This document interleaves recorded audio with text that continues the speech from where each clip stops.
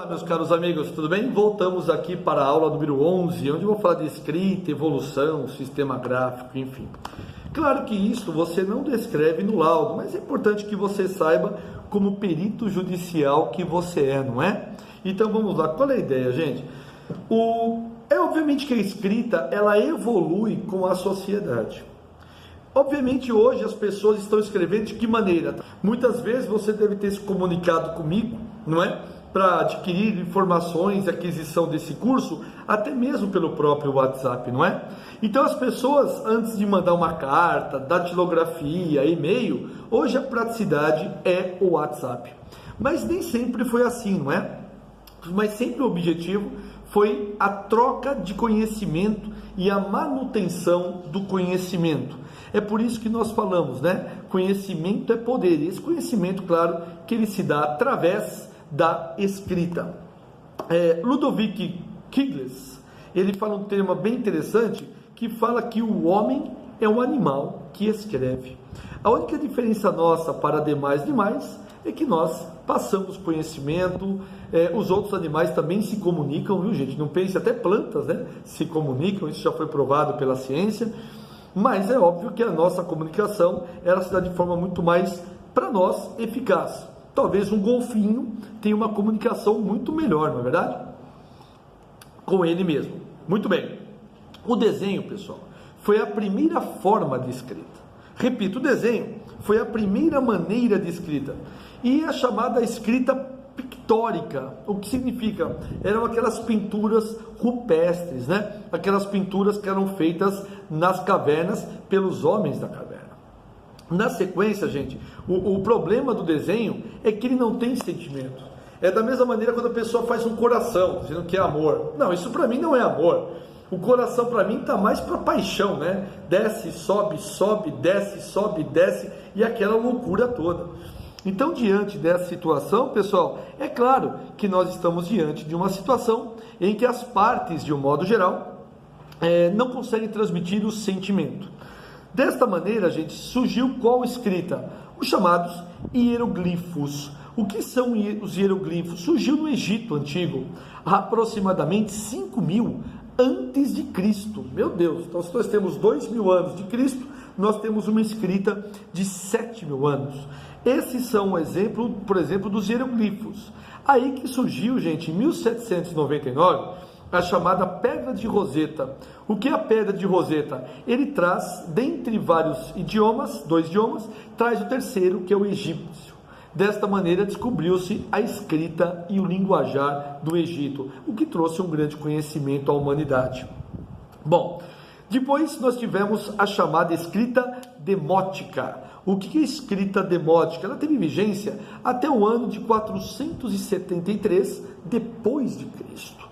O objetivo dessa escrita, na verdade, foi o que, gente? Tentar passar o conhecimento de uma forma mais clara.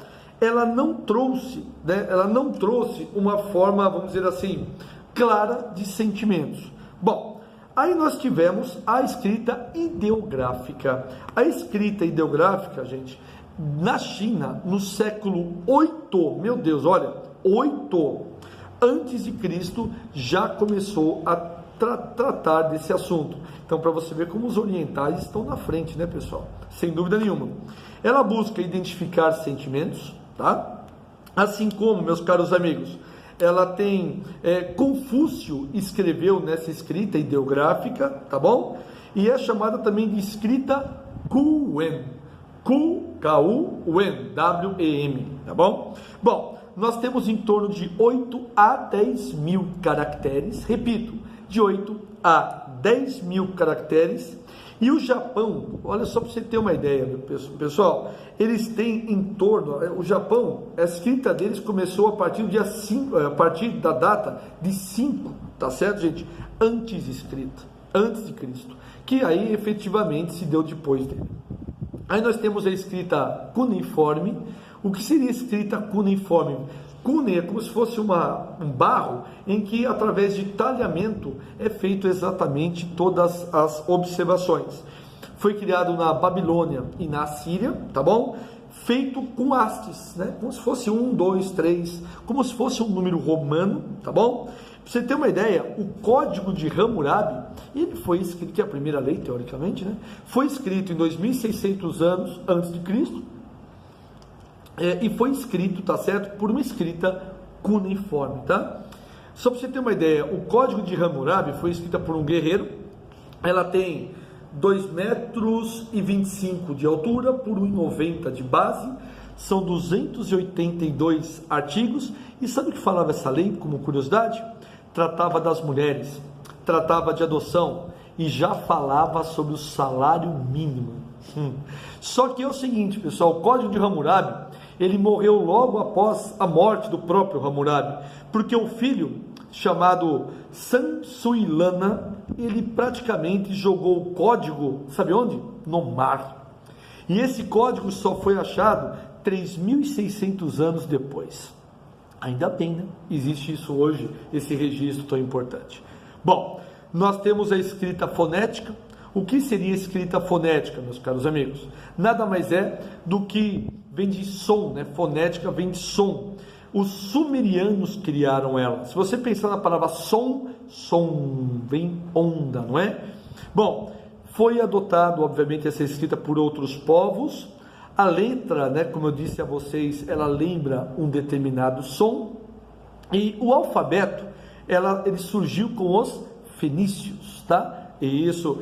E os gregos, juntamente com os fenícios, deram origem à chamada escrita aqui da América Latina, tá?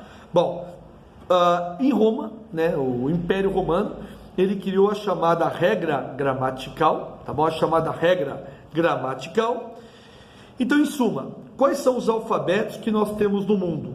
O latino, que são nas 3 Américas e parte da Europa, o gótico, que é na Alemanha, na Áustria e também na Suíça.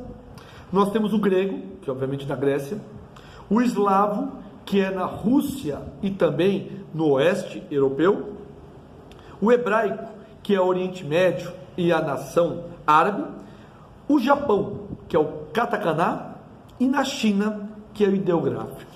Então, diante desta situação, meus caros amigos, nós estamos diante de uma situação em que você pode fazer a perícia de qualquer alfabeto pelo mundo, tá? Repito, de qualquer alfabeto pelo mundo, tá? Sem dúvida nenhuma.